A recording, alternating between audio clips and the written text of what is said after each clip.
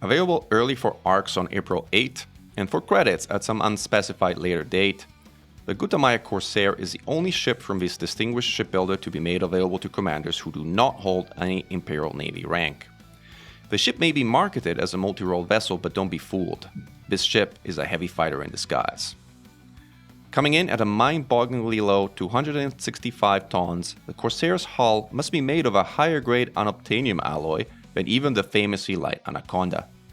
As it comes with Class 7 thrusters, you will have a fiercely hard time breaking past the thruster's minimum mass of 945 tons, even when using notably heavy military-grade armor. The result is a ship which can, at the same time, be extremely fast, be possibly the toughest medium tank in the game, have great handling, and pack a real punch. Simply put, there's nothing quite as like it in the game right now. Furthermore, Gutamaya engineers have learned a lesson from previous designs and have finally figured out that placing weapon hardpoints on the shells is a terrible idea. The Corsair has all weapon hardpoints tightly packed around the cockpit, resulting in very good fixed weapon convergence. In this review, we will compare the Corsair to its most relatable competitor, the Krait Mk2. We will then present 6 anti-Xeno builds for the Corsair, which I have personally tested on FTE's pre-release server. They all worked extremely well, and except for one, these are all builds I would highly recommend. And be warned, many a Hydra were harmed in the making of this video. The chart on screen just about sums up the key differences between the Corsair and the Krait Mk2. Both are heavy medium fighters, trending on the less maneuverable side of said class of ships, but trading lower maneuverability for significantly increased DPS and staying power. Despite being the lighter of the two, a whole 17% lighter in fact, the Corsair has actually worse pitch and roll than the Krait Mk2, with their yaw being identical. On the flip side, the Corsair is much faster than the Krait, a fact that is compounded even more once you take into account that the Corsair can maintain its 600 meters per second boost even when loaded down with military-grade armor and enough reinforcements to give it a whopping 4100 hull. The boost isn't the highlight of a speed difference, however. In fact, the boost multiplier of the Corsair is barely above half that of the Krait's. While low boost multiplier may sound like a bad thing, that is not the case here at all. What that entails is that the military thrust speed of the Corsair is really high, and its boost doesn't instantly swing you out of an orbit like the Krait ones tends to do. The acceleration of the two ships is notably different. While the Krait beats the Corsair in straight line forward acceleration, the Corsair more than makes up for that in being markedly superior in the even more important lateral and vertical acceleration. What that all translates into is that, unlike the Krait, the Corsair is not an obligate boost orbiter. In order to sustain a cold orbit, the Krait must boost. And that makes it pretty hard to fly.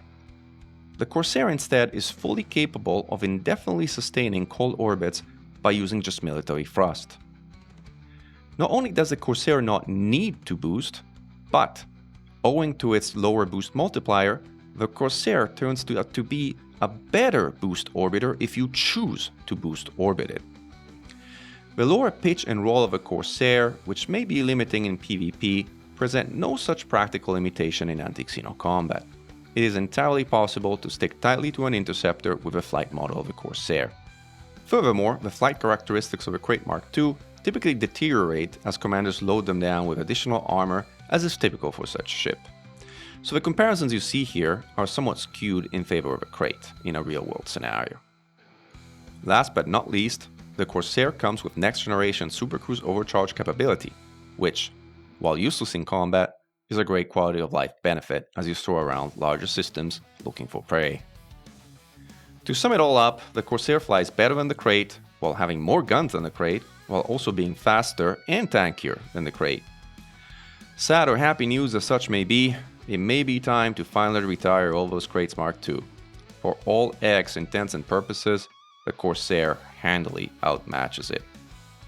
Moving on to builds, let's start with a reference build for the Corsair, one equipped with 4 medium Gauss cannons.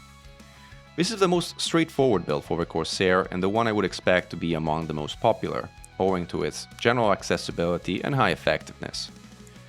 With 6 medium and above hardpoints, you have the luxury of having both flak and a large beam.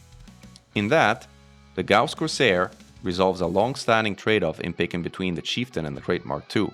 That is, on the Chieftain, you get both flak and a beam, but that beam is small. While on the Krait, you're generally forced to choose between either flak or a large beam. As you're running just 4 experimental weapons, you won't need an experimental weapon stabilizer, freeing up an additional class 5 optional internal slot for an additional hard reinforcement. The result is that the Gauss Corsair comes in at a whopping 4100 hull while boosting to no less than 600 meters per second, handling pretty well and hitting like a truck. Mind you, this is no Cobra Mark V, but it does fly a lot better than the Kraits. Note that on this build, like on all practical Gauss and ModShard builds, you will want to stagger fire to avoid excessive heat spikes. A variant of this build swaps out 2 of the 4 medium guns for the smaller variants. This is an advanced trade-off you should only consider if you are very good at keeping your fire rate close to maximum. The vast majority of commanders should use the 4 medium Gauss variant. The next build, and possibly the best overall build for the Corsair, is the ModShard version. Equipped with 4 ModShards and trading flak for a second beam, while sacrificing a heatsink for a shutdown field neutralizer, this build is a sight to behold at anti-Xeno combat zones, while doing extremely well in solo fights as well. The combination of firepower, speed, tankiness, and handling makes the Corsair easily the best ModShards platform in the game. This third build is an oddball, which I decided to try as an experiment initially, but which turned out to be so good that I decided to include it here. Normally, mixing weapon types on an AX build is a terrible idea. As it turns out, however, in this particular case, we've got a ship with a large power distributor which can feed 3 modified Guardian Plasma Cannons, or MPCs. Not just feed them, but it can place them right next to each other at the top of the ship with near pinpoint convergence. Now that would normally be enough, but here we have 2 additional large and 1 additional medium hardpoints, but not nearly enough power distributor capacity available for conventional users of those. In come the Azimuth pre-engineered, large, gimbaled, enhanced anti-Xeno multi-cannons. With minimum distributor draw and the ability to materially damage even Hydra hearts, something that MPCs struggle mightily with, Azis, as they are colloquially known as, are a surprisingly good complement to MPCs. MPCs excel at exerting hearts. Gimbaled AXMCs excel at sniping them. As odd as the combo may sound, it works, and it works really well. Try it, and let me know what you think. The Corsair is also a capable Titanbomber, something we actually managed to test, as in this alternate reality of Frontier's test server, Titan Cojillo is still alive and well. It is undergunned compared to the Titan Mark II, however, which means it cannot single-handedly get the core to 0% each run, though I managed to get really close with it going as low as 2%. It is certainly a lot more comfortable to fly as a bomber than the super convoluted build of a Titan Mark II, so we expect Corsair bombers to become popular once Col 70 finally opens up, and we get to go bomb Titans in their home for once. In terms of practical builds, the final one on our list is a low engineering one, with modules available for credits only and minimal engineering from starter engineers only. This is intended to be a beginner build, and will get you started in anti-Xeno combat with a Corsair. And of course, this review wouldn't be complete if we didn't look at the meme build of a 6 ModShard Corsair. Also known as a ShardConda wannabe, this is a terrible build, which makes for funny 1-minute videos, but gets old really quick, as gimbing Cyclops is fun only for so long, the ship overheats like crazy, and honestly, the ShardConda, which is also a meme build, does a much better job at this meme than a Corsair. So go ahead, build one. We know you will, and we won't blame you for it, but hopefully you'll graduate to one of the more practical builds over time. All the builds described here are listed in the video description, noting that they are on Etsy as experimental anacondas, until Etsy introduces the Corsair proper.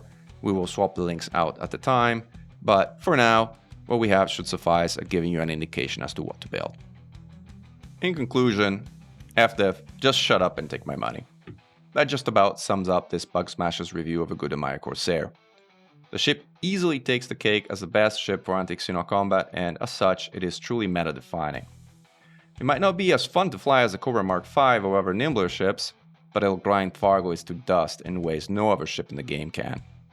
This ship handily beats the Krait Mk2 in anti-Xeno combat zones, it outshines both the Krait and the Chieftain in AX solo combat, it is competitive with the Titan Mk2 as a Titanbomber, it would also do okay at Thargoid Spire sites should those ever come back online. Outside of IX, I am told that it can handle itself as a bank tank in PvP as well, though FDLs will likely be able to run circles around it due to limited yaw, pitch, roll, and low boost multiplier. Gankers will now have the option of running with the 4 pacifiers of the Titan Mk2, or with the 3 of the Corsair, which is, however, capable of catching up with a greater number of ships. The ship certainly excels at all forms of PvE combat too. As you can probably tell, I'm very excited to see humanity's arsenal expand with this new, incredibly capable ship. I can totally see myself using it as my primary ship going forward.